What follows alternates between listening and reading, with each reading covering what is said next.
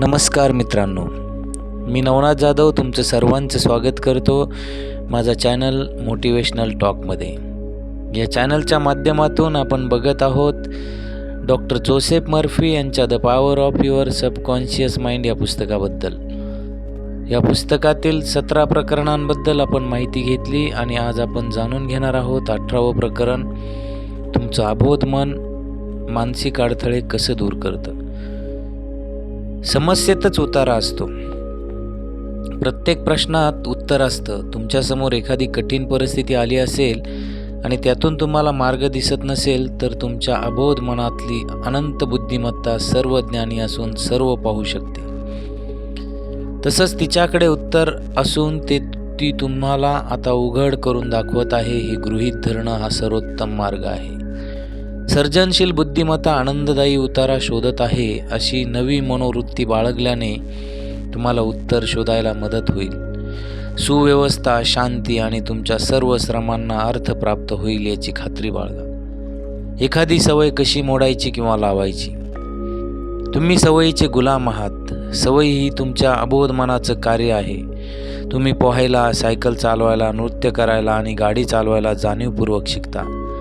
या गोष्टी तुमच्या अबोध मनात पायवाट म्हणून रुळेपर्यंत तुम्ही त्या वारंवार करत राहता. त्यानंतर तुमच्या अबोध मनाची स्वयंचलित सवय कृती पुढे सरसावते.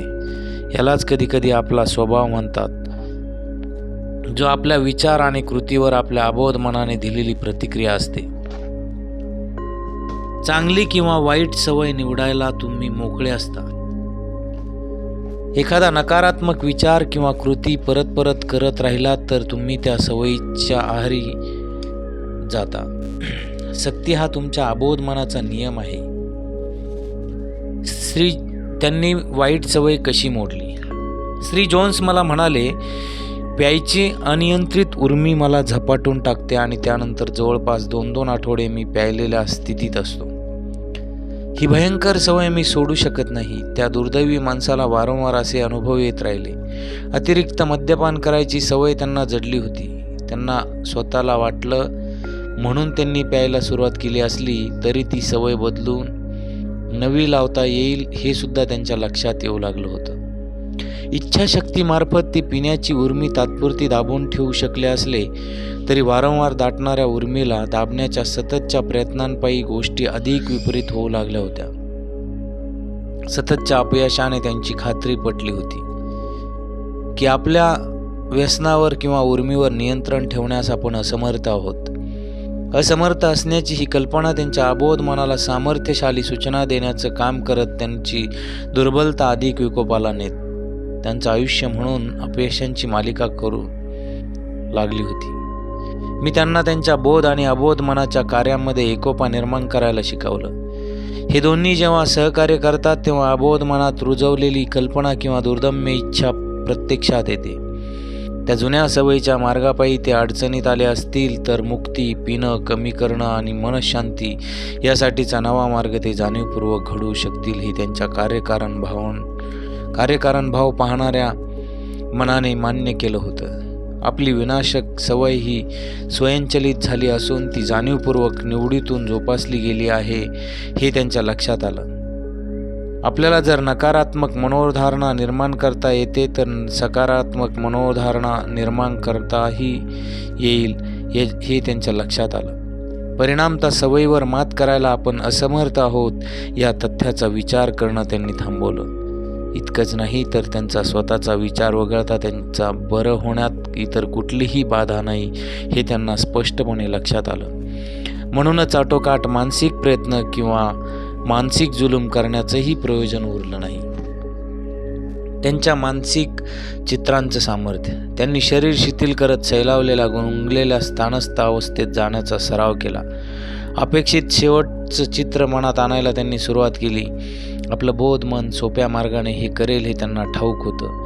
व्यसनातून मुक्त झाल्यानंतर त्यांनी आपली मुलगी आपला अभिवादन करत आहे, बाबा तुम्ही घरी आहात, हे खूप छान वाटत आहे असं त्यांना म्हणत असल्याची कल्पना त्यांनी केली. दारूपायी ते आपल्या कुटुंबाला गमावून बसले होते. कुटुंबाला भेटण्याची परवानगी त्यांना नव्हती आणि त्यांची पत्नी त्यांच्याशी बोलत नव्हती. त्यांनी नियमितपणे पद्धतशीरपणे स्वस्थ बसत निश्चित केलेल्या मार्गाने ध्यानधारणा सुरू केली. अवधान भटकू लागलं की आपल्या हसतमुख मुलीचं मनोचित्र समोर आणण्याची सवय त्यांनी जोपासली. त्या दृश्यात तिचा आनंदी स्वर घरात गुंजत असलेलाही त्यांना ऐकू येत असे. या सर्वांतून त्यांच्या मनाची पुनर्धारणा होऊ लागली. हे सारं टप्प्याने घडत गेलं. ते नेटाने पुढे जात राहिले. आज ना उद्या आपण आपल्या अबोध मनात नवीन सवय शैली प्रस्थापित करू हे ते जाणून होते.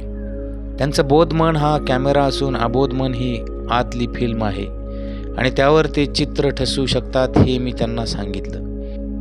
माझ्या सांगण्याचा त्यांच्यावर सखोल परिणाम झाला. आपल्या मनावर हे चित्र पक्क ठसून त्याचा तिथं फोटो तयार करणं हेच त्यांचं ध्येय होतं. अशा फोटोच्या फिल्मवर अंधारात काम करावं लागतं.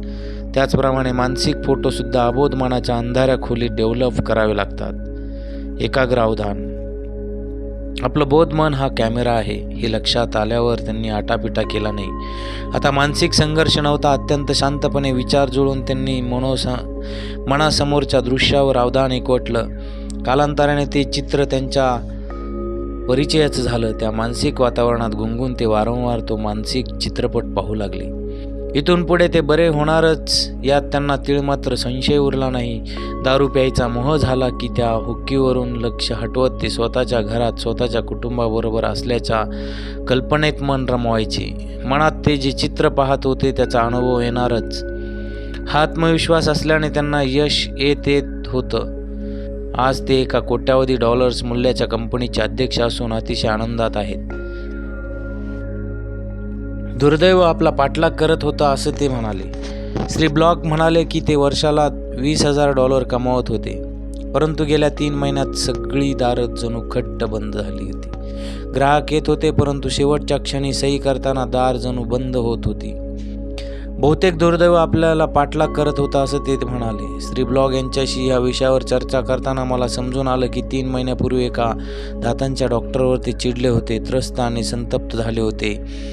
एका करारावर सही करायचं वचन देऊन त्या डॉक्टरने शेवटच्या क्षणी अंग काढून घेतलं होतं. आपले इतरही ग्राहक असंच करतील अशा भीतीने श्री ब्लॉग त्या दिवसापासून अजाणता राहू लागले होते. त्यापायी नैराश्य, शत्रुत्व आणि अडथळ्यांची मालिका त्यांनीच निर्माण केली. हळूहळू अडथळे येणं आणि शेवटच्या क्षणी रद्द होणं ह्या गोष्टी घडणारच अशी त्यांच्या मनाने ठाम समजूत करून घेतली होती आणि त्यातून एक दुष्ट चक्र प्रस्थापित झालं. मला ज्याची सर्वाधिक भीती आहे तेच नेमकं घडलं असं त्यांच्याबाबत झालं. श्री ब्लॉक यांना लक्षात आलं की सगळी समस्या त्यांच्या स्वतःच्या मनाने निर्माण केली होती आणि मनोवृत्ती बदलणं गरजेचं होतं. ओढवून घेतलेल्या दुर्दैवानं ते या पद्धतीने बाहेर पडले. ज्या माझ्या अबोध मनाला कुठलाही अडथळा, अडचण किंवा विलंब ठाऊक नाही, त्याच्या अनंत बुद्धिमत्तेशी मी एकरूप आहे हे माझ्या लक्षात आलं. सर्वोत्तमच्या सौख्यदायी अपेक्षेत मी जगतो. माझं सखोल मन माझ्या विचारांना प्रतिसाद देतं. माझ्या अबोध मनाच्या अमर्याद सामर्थ्याचं कार्य थोपवता येत नाही हे मला माहीत आहे. अनंत बुद्धिमत्ता ज्याची सुरुवात करते ते यशस्वीरित्या पूर्णत्वाला नेते. माझ्या माध्यमातून सर्जनशील सुज्ञता माझ्या सर्व योजना आणि उद्देश पूर्णत्वाला नेते. मी जे सुरू करतो ते यशस्वीरित्या शेवटाला नेतो. सर्वोत्तम सेवा देणं हे माझं जीवन ध्येय असून मी जे देऊ करत आहे ते माझ्या सहवासात येणाऱ्या साऱ्यांना मिळेल. माझं सर्व काम दिव्य क्रमानुसार पूर्णत्वाला जाईल. रोज सकाळी ग्राहकांना भेटायला जाण्यापूर्वी आणि रात्री झोपण्यापूर्वी तेही प्रार्थना म्हणू लागले. अल्पावधीतच ते त्यांच्या अबोध मनामध्ये नवीन सवय शैली प्रस्थापित करू शकले. पाहता पाहता ते पुन्हा एकदा पहिल्यासारखे यशस्वी विक्रेते झाले. तुम्हाला जे हवं आहे ते कितपत हवं आहे? आपल्याला सुज्ञता कशी मिळते किंवा कशी मिळेल असं एका तरुणाने सॉक्रेटिसला विचारलं. सॉक्रेटिसने उत्तर दिलं, माझ्याबरोबर ये. त्या मुलाला नदीशी नेत त्यांनी त्याचं डोकं पाण्याखाली दाबून धरलं. तो मुलगा श्वासासाठी कासावीस होईपर्यंत तसं धरून ठेवत मग त्यांनी त्याला सोडलं. मुलगा जरा शांत झाल्यावर त्यांनी त्याला विचारलं, पाण्याखाली असताना तुला सर्वाधिक कशाची इच्छा झाली? तो मुलगा म्हणाला, श्वासासाठी हवेची. सॉक्रेटिस म्हणाले, पाण्यात डोकं बुडलेलं असताना तुला हवेची जितकी इच्छा होती तितकी तुला सुज्ञतेची इच्छा झाली की ती तुला मिळेल. अशाच प्रकारे तुमच्या जीवनातला कुठलाही अडथळा ओलांडण्याची खरोखरच तीव्र आणि दुर्दम्य इच्छा तुमच्या मनात असेल, त्यातून बाहेर पडायला मार्ग आहेच असा सुस्पष्ट निर्णयाला तुम्ही पोचता, तोच मार्ग तुम्ही अनुसरता, तेव्हा विजय आणि यशस्वी खात्रीने मिळणारच. तुम्हाला खरोखरच मनःशांती आणि आंतरिक शांतता हवी असेल तर तुम्हाला ती मिळेल. तुम्हाला कितीही अन्याय पद्धतीने वागवलं गेलं असेल, तुमचा बॉस तुमच्याशी चुकीचं वागला असेल, कुणीही त्यात अत्यंत हलकटपणा केला असेल, तरी जेव्हा तुमच्यात मानसिक आणि आध्यात्मिक सामर्थ्य जागतं तेव्हा या कशानेही फरक पडत नाही. तुम्हाला काय प्राप्त करायचं आहे हे माहीत असतं आणि तिरस्कार, संताप, शत्रुत्व तसंच दुसऱ्याचं वाईट व्हावं ही इच्छा या चोरांना तुमची शांती, एकोपा, आरोग्य आणि आनंद हिरावून द्यायला तुम्ही ठामपणे नकार देता. तुमच्या जीवन ध्येयाशी निगडीत तुमचे विचार लक्षात घेत तुम्ही लोक, परिस्थिती, बातम्या किंवा घटनांपायी त्रस्त होणं थांबवता. शांती, आरोग्य, प्रेरणा, एकोपा आणि मुबलकता हे तुमचं ध्येय आहे. या क्षणी तुमच्यातून शांतीची नदी वाहत असल्याची जाणीव करून घ्या. तुमचा विचार हेच अमूर्त आणि अदृश्य सामर्थ्य असून त्याने तुम्हाला प्रेरित करत, आशीर्वाद देत शांती द्यावी अशी निवड तुम्ही करता. ते बरे का होऊ शकले नाहीत? एका विवाहित पुरुषाला 4 अपत्य होती. व्यवसायाच्या निमित्ताने बाहेरचे दौरे करताना ते गुप्तपणे दुसऱ्या एका स्त्रीला आधार देत होते. तिच्याबरोबर राहत होते. ते आजारी पडले होते, अस्वस्थ, चिडकट आणि भांडकुदळ झाले होते. झोपेचं औषध घेतल्याशिवाय त्यांना झोप लागत नव्हती. 200च्या वर गेलेला त्यांचा रक्तदाब खाली येत नव्हता. त्यांना शरीरभर जाणवणाऱ्या वेदनांचं निदान डॉक्टरांना करता येत नव्हतं किंवा त्यांना त्यातून बाहेर काढता येत नव्हतं. हे कमी म्हणून की काय, ते अतोनात मद्यपान करू लागले होते. या सर्वांमागे अपराधीपणाची सखोल अवबोध जाणीव होती. त्यांनी विवाहबंधनाची पायमल्ली केली होती आणि त्याचाच त्यांनी त्रास करून घेतला होता. ज्या धार्मिक पद्धतीने त्यांचं संगोपन झालं होतं ती त्यांच्या अबोध मनाला खोलवर जाऊन रुजली होती.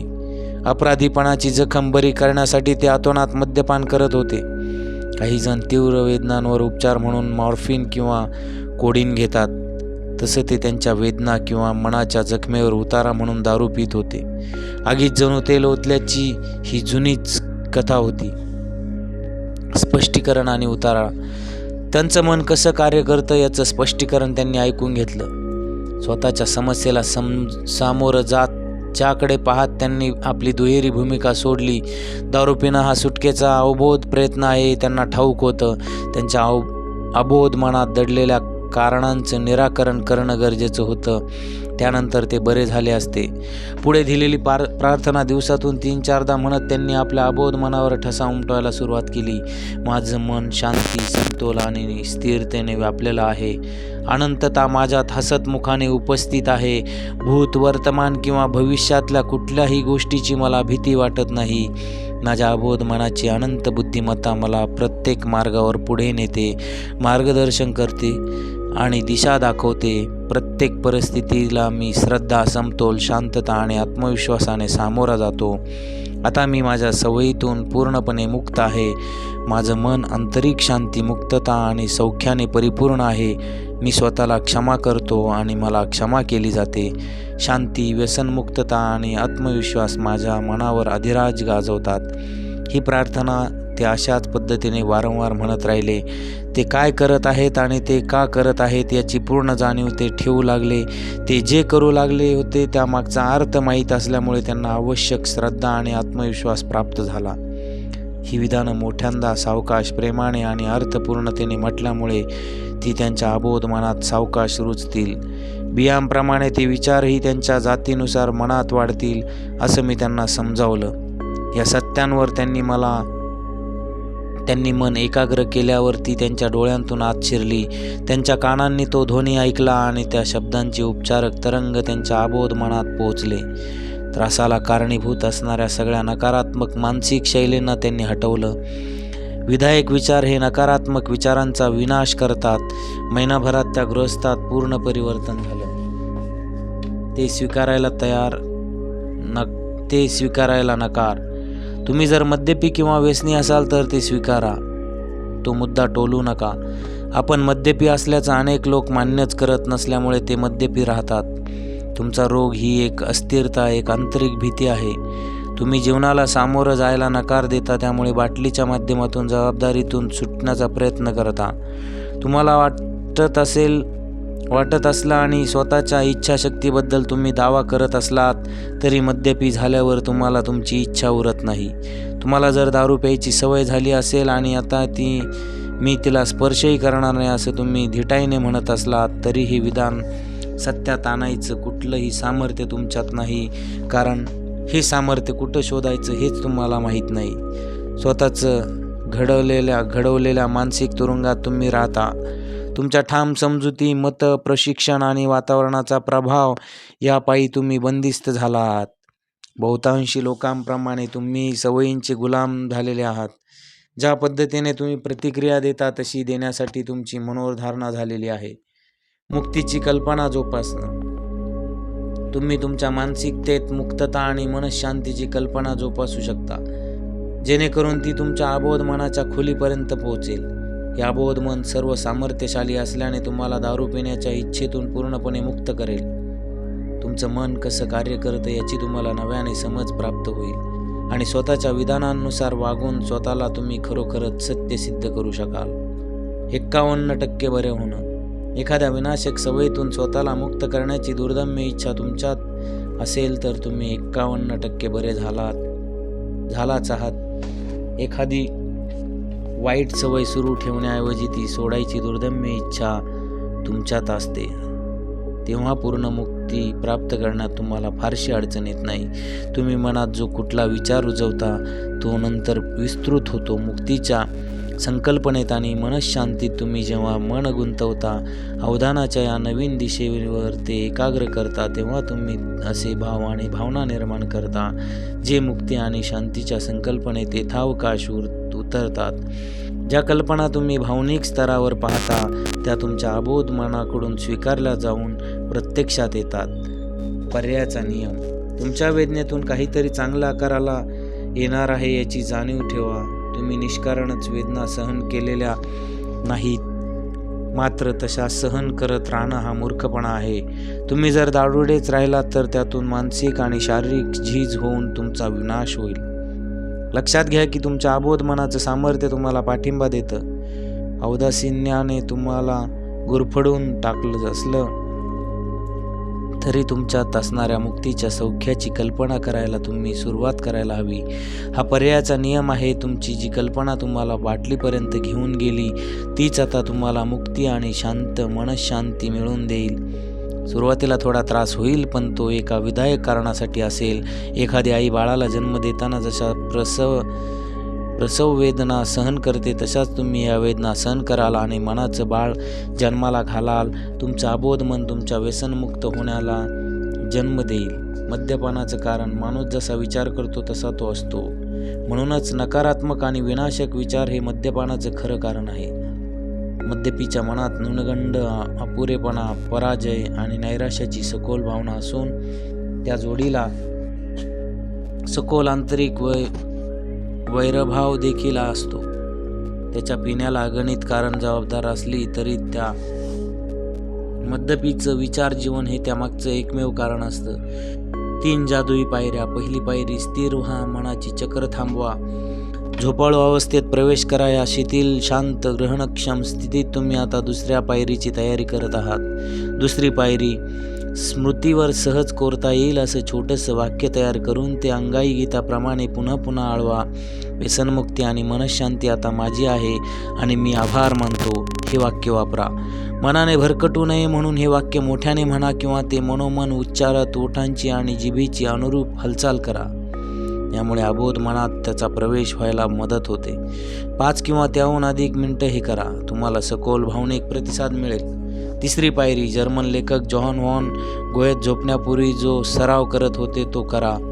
तुमच्यासमोर एखादा मित्र किंवा प्रियजन असल्याची कल्पना करा. तुमचे डोळे मिटले आहेत, तुम्ही शिथिल आणि शांत झाला आहात. तुमची प्रिय व्यक्ती किंवा मित्र प्रत्यक्षात उपस्थित असून तुम्हाला म्हणत आहे अभिनंदन. तुम्हाला त्याचं हसणं दिसत आहे, आवाज ऐकू येतो. तुम्ही मनोमन त्यांच्या हाताला स्पर्श करता. तो स्पर्श तुम्हाला स्पष्टपणे जाणवतो. अभिनंदन या शब्दातून पूर्ण मुक्ती प्रतीत होते. समाधान देणारी प्रतिक्रिया तुमच्या अबोध मनाकडून येईपर्यंत वारंवार तो शब्द ऐकत राहा. सुरू ठेवा. भीती जेव्हा तुमच्या मनाच्या दारावर थाप देते किंवा काळजी, चिंता अथवा शंका मनात येते, तेव्हा तुमचं ध्येय आणि दृष्टी समोर आणा.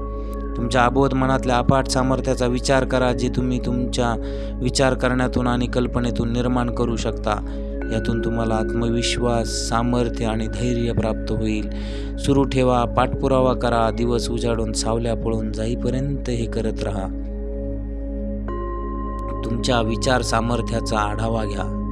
समस्येतच उपाय असतो. प्रत्येक प्रश्नात उत्तर असतं. श्रद्धा आणि आत्मविश्वासाने साथ दिल्यास अनंत बुद्धिमत्ता तुम्हाला प्रतिसाद देते. सवय हे तुमच्या अबोध मनाचं कार्य आहे. सवयीचा तुमच्यावर असलेला ताबा हा तुमच्या अबोध मनाच्या आश्चर्यकारक सामर्थ्याचा फार मोठा पुरावा आहे. तुम्ही सवयीचे गुलाम आहात. एखादा विचार आणि कृती वारंवार केल्याने ती तुमच्या अबोध मनात पायवाट निर्माण करून स्वयंचलित होते. अशा प्रकारे तुमच्या अबोध मनात सवयीच्या शैली तयार होतात. पोहणं, नृत्य करणं, टंकलेखन, चालणं, गाडी चालवणं इत्यादी याचीच उदाहरणं आहेत. तुम्ही मुक्तीची निवड करू शकता. तुम्ही चांगली किंवा वाईट सवय निवडू शकता. प्रार्थना ही चांगली सवय आहे. मनोमन पाहिलेल्या चित्राला श्रद्धेची जोड देत ते बोध मनात घट्ट धरून ठेवलं तर अबोध मनाकडून प्रत्यक्षात आणलं जातं. तुमचा स्वतःचा विचार किंवा मनातली प्रतिमा हीच तुमच्या यश आणि साध्यातला एकमेव अडथळा आहे. तुमचं अवधान भरकटतं तेव्हा तुमच्या स्वतःच्या भल्याच्या किंवा उद्दिष्टाच्या मनाने त्याला परत आणा. ही सवय जोपासा. याला मनाला शिस्त लावणं म्हणतात. तुमचं बोध मन हा कॅमेरा असून तुमचं अबोध मन त्यातली संवेदनशील फीत आहे, ज्यावर तुम्ही चित्र नोंदवता किंवा ठसवता. भीतीचा विचार मनात वारंवार उच्चारणं हेच एकमेव मागे लागणारं दुर्दैव आहे. तुम्ही ज्याची सुरुवात करता ते दिव्य क्रमानुसार शेवटाला आणता. हे जाणून घेत त्या दुर्दैवाला मोडून टाका. आनंदी शेवटाचा विचार करत तो आत्मविश्वासाने मनात बाळगा.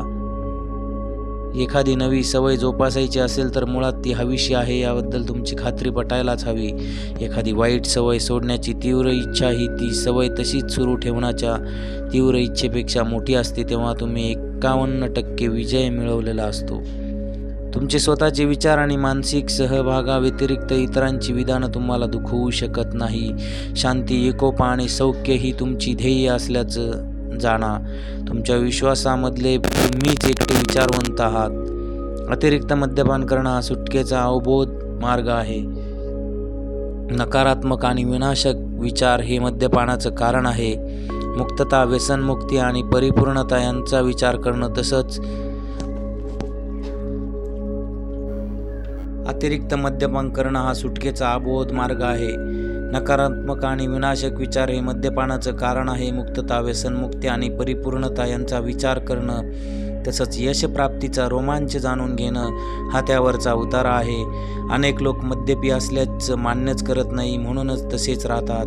तुमच्या अबोध मनाच्या ज्या नियमाने तुम्हाला बांधलं आहे, तुमच्या कृतीचं स्वातंत्र्य जखडलं आहे, तोच तुम्हाला मुक्ती आणि आनंद देईल. तुम्ही त्याचा वापर कसा करता यावर ते अवलंबून आहे. तुमच्या कल्पनाशक्तीने तुम्हाला बाटलीपर्यंत नेलं. तुम्ही मुक्त आहात अशी कल्पना करत तीच कल्पनाशक्ती तुम्हाला मुक्ततेकडे नेऊ दे. मद्यपानाचं खरं कारण नकारात्मक आणि विनाशकारी विचारसरणी हे आहे. माणूस जसा मनातून विचार करतो तसा तो असतो. मनाच्या दारावर भीती जेव्हा थाप मारते तेव्हा ईश्वर आणि सर्व चांगल्या गोष्टींप्रतीच्या श्रद्धेला दार उघडू दे. धन्यवाद.